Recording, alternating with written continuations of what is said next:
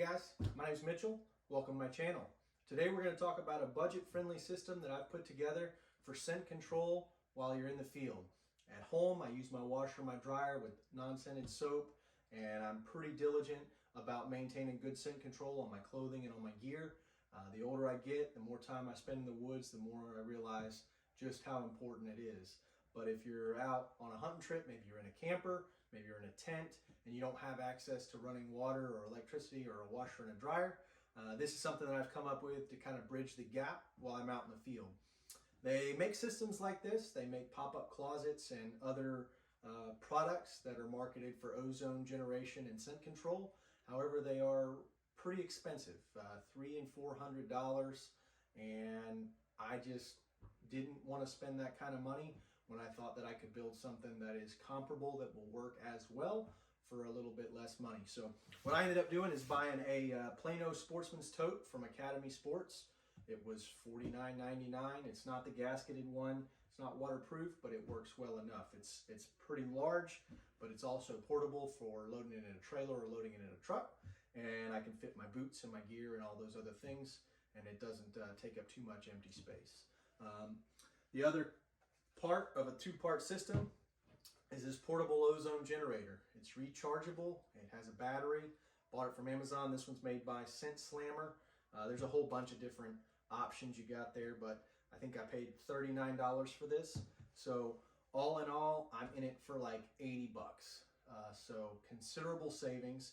It actually works very well, and I'm able to get out of the field, take my layers off, put them in here, run them through a quick cycle, and get rid of some of that bacteria and kill some of those odors that are in my clothing. So some of the things that I take or put in it, it's going to be your outerwear, your outer layers. They'll go in there just fine.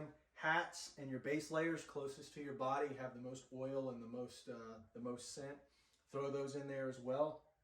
It's really great for a saddle or say a harness, because you can't really throw those in the wash and the dryer. They're not designed for that. It would tear them up. And so you can put them in here. They're not having to be tumbled around and potentially break, and you're able to remove the odors directly from those type of tools.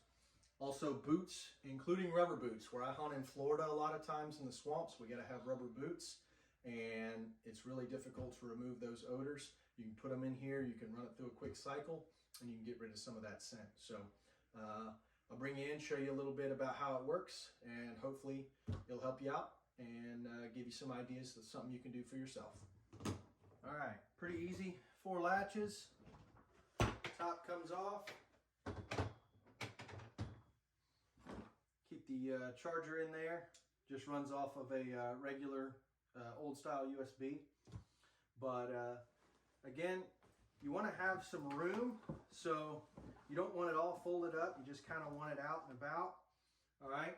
The ozone needs to be able to swirl and circulate throughout the area. You can't just pack it full, or else it won't be able to get in there. So you can't fit a ton of stuff all at one time, but if you do a couple of small cycles, it'll work well.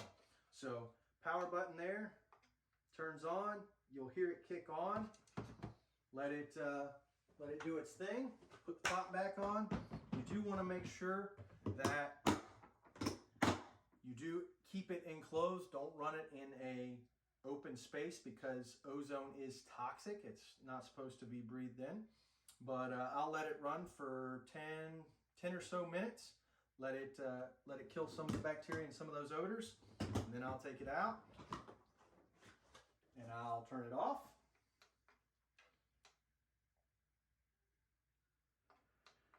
You can hear it there. It's working.